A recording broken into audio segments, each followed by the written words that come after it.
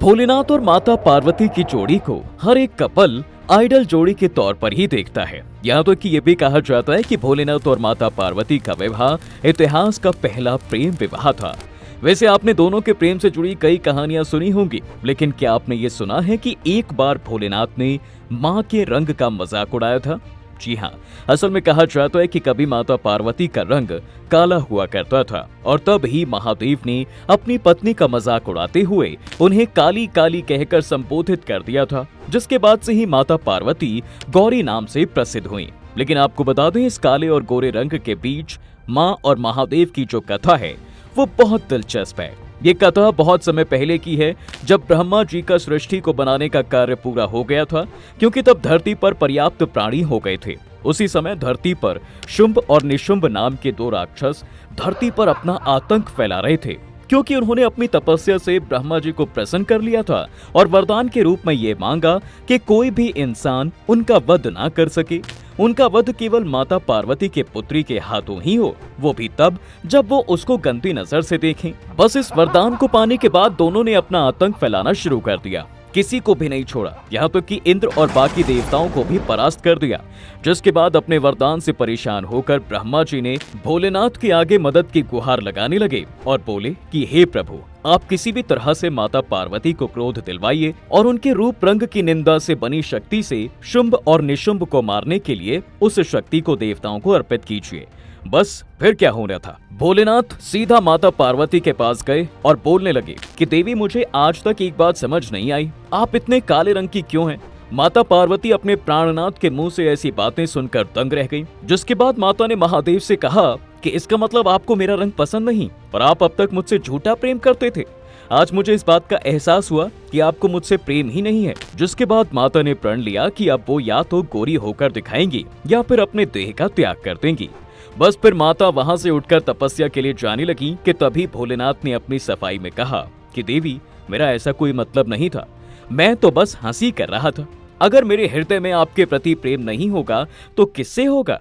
इस पूरे ब्रह्मांड में आपके सिवा मेरा है ही कौन? तब माता ने कहा कि स्वामी, हंसी हंसी में मेरे देह के रंग को काला कहना इस बात को बताता है कि इसको लेकर आपके मन में जरूर कुछ ना कुछ है। इसलिए मैं जब तक गोरी नहीं हो जाती और आपको मेरा रंग प्रिय नहीं लगेगा, तब तक मैं तपस्या में ही रहूंगी। जिसके बाद घोर तपस्या में लीन होकर माता ने अपने काले रंग को उतार दिया और गोरे रंग की हो गई। वहीं जिस काले रंग को उन्होंने उतारा, उससे एक शक्ति पैदा हुई जिसने शुंभ और निशुंभ का वध कर दिया। तो दोस्तों, देखा आपने कि महादेव कभी भी कोई चीज बिना कारण के नहीं करते हैं, फिर चाहे वो भक्तों के साथ हो या फिर खुद की जीवन संगिनी के साथ। अच्छा दोस्तों, इस कहानी को खत्म करते करते एक और कहानी याद आई।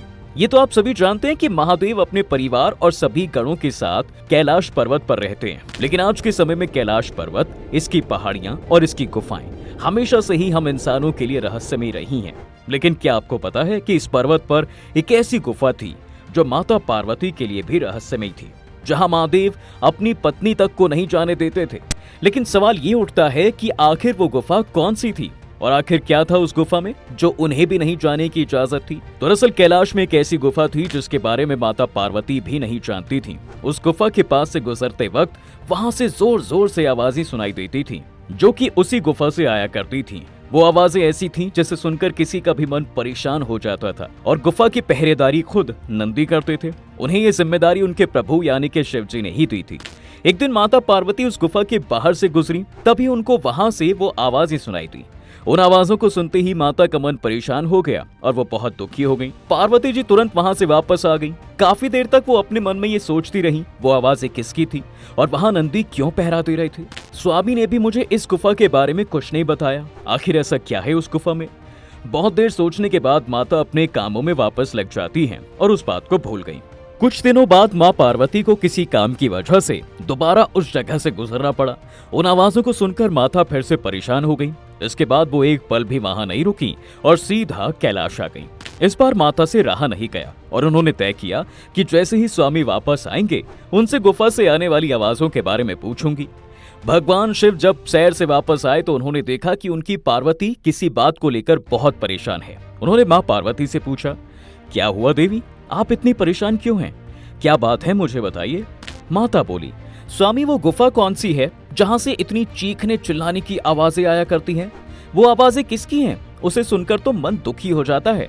भोले बाबा ने कहा, आप उस पर ध्यान ना दें देवी, मैं इस बारे में आपको फिर कभी बताऊंगा। अभी सही समय नहीं है। जैसे ही सही समय आएगा मैं आपको इसके बारे में बता दूंगा। लेकिन माँ पार्वती जिद करने लगी और कहने लगी, नहीं स्वामी, आप मुझे अभी बताइए। वो आवाजें अभी भी मेरे कानों में गूंज रही हैं। मैं उन्हें भूल नहीं पा रही हूँ। आप ही मुझे इस परेशानी से बाहर निकाल सकते हैं। कृपया मेरी समस्या को दूर करें। माता के बार बार कहने पर शिवजी को उनकी बात माननी पड़ी। उन्होंने कहा, देवी, इस गुफा में मैं तपस्या करता हूँ और ये आवाजें आत्माओं की हैं। माता ने कहा, तो फिर आप इन्हें मुक्ति क्यों नहीं दे देते? आप तो भूत, भविष्य, वर्तमान सबके स्वामी हैं।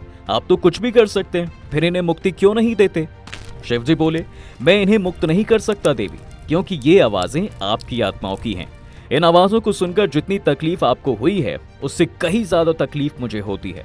जब आपने अग्नि समाधि ली थी तब आपके शरीर को बहुत सारी यातनाएं हुई थी और ये उन यातनाओं से होने वाली कष्टों की ही आवाजें हैं। आपको बता दें, माता ने 108 बार अग्नि समाधि ली थी। तब तक महादेव ने इसी गुफा में लाखों सालों तक तपस्या करके माता का इंतजार किया था।